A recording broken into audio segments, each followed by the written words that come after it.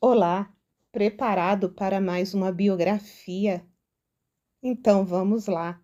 Hoje, a de Isabel Maria Amélia, Luísa Vitória, Teresa Joana, Micaela Gabriela, Rafaela Gonzaga, ou simplesmente Isabel de Orleans e Bragança, que foi uma escritora franco-brasileira, princesa de Orleans e Bragança e descendente da família imperial brasileira. Lá vem uma boa história.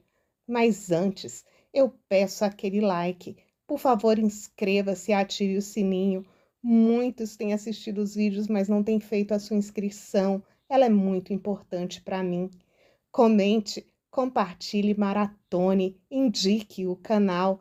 Venha fazer parte do nosso grupo de membros com conteúdos exclusivos, sorteio e um monte de coisas boas para acontecer. Aguardo você por lá.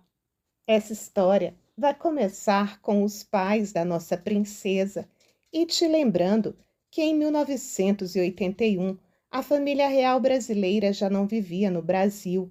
A monarquia brasileira havia sido extinta e eles sequer eram autorizados pelo governo a pisar por aqui. Em 1908, o pai de Isabel, Pedro de Alcântara, renunciou a seus direitos sucessórios. Ele era o sucessor de sua mãe, a princesa imperial, a princesa Isabel.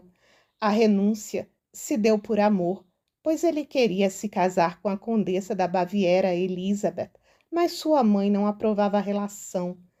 Mesmo as possibilidades de restauração da monarquia brasileira sendo as mais remotas, eles insistiam em manter os protocolos e não viram com bons olhos o casamento.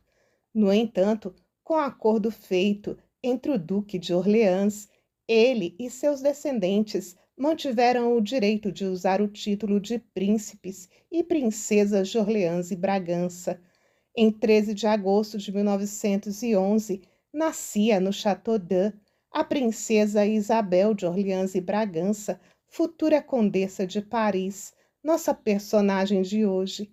Ela era a filha primogênita de Pedro de Alcântara de Orleans e Bragança, príncipe do Grão-Pará, e de Elizabeth Dobrzinski, portanto, neta da princesa Isabel e bisneta do imperador Pedro II. Foi batizada em 15 de agosto, tendo como padrinhos seus avós paternos, Dona Isabel de Bragança e o príncipe Gastão de Orleans, conde d'Eu. Isabel nasceu em um pavilhão nos terrenos do Château d'Eu, a casa de seu avô paterno, na cidade de Eux, na França. Ela recebeu o seu nome Isabel em homenagem à sua avó. Foi registrada no Consulado Geral do Brasil, em Paris. Por questões pessoais, a família viajou muito e grande parte da juventude de Isabel foi gasta visitando seus parentes maternos, o que fazia também parte da sua educação, já que era uma oportunidade de exercitar outros idiomas e conhecer outras culturas. Com o pai, Isabel visitou Nápoles, Constantinopla, Rhodes, Esmirna, o Líbano, a Síria, o Cairo, Palestina e Jerusalém. Até então, Isabel foi educada em particular por governantes e tutores.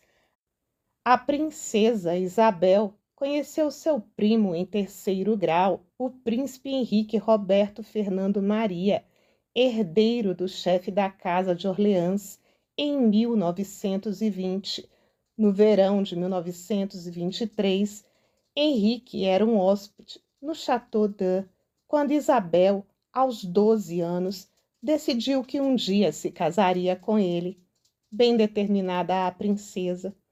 No entanto, ele aparentemente não tomou conhecimento dela e nem prestou atenção quando ela esteve no casamento de sua irmã Ana com o Duque de Aosta, em Nápoles, em 1927. Então, o que Isabel tinha para aquele momento eram só seus desejos e profecias de menininha, sofrendo de paixonite juvenil. Durante uma visita à casa de seus pais, o Manur d'Anjou, em Bruxelas, na Páscoa de 1928, Henrique começou a mostrar interesse por Isabel. Finalmente, ela passou a ser notada por ele, e ainda mais, ela lhe despertou o interesse em uma reunião familiar em julho de 1929. Henrique, então, propôs casamento a Isabel em 10 de agosto de 1930, enquanto participava de uma caçada na casa de um conde amigo de ambos. As palavras da princesa, proferidas aos 12 anos de idade, estavam prestes a se cumprir. O casal manteve seu noivado em segredo até uma reunião de família em Artrese no final daquele verão, quando foram obrigados pelo Duque de Guise a esperar até que Henrique terminasse seus estudos na Universidade de Louvain, antes que o noivado fosse oficialmente anunciado. Em 28 de dezembro de 1930, o compromisso foi oficializado e eles tornaram-se oficialmente noivos. Os dois se casaram em 8 de abril de 1931, na Catedral de Palermo, na Sicília. A princesa tinha 19 anos na ocasião e seu marido 22. O casamento foi realizado na Sicília, uma vez que a lei de banimento contra os herdeiros das antigas dinastias da França ainda não havia sido revogada.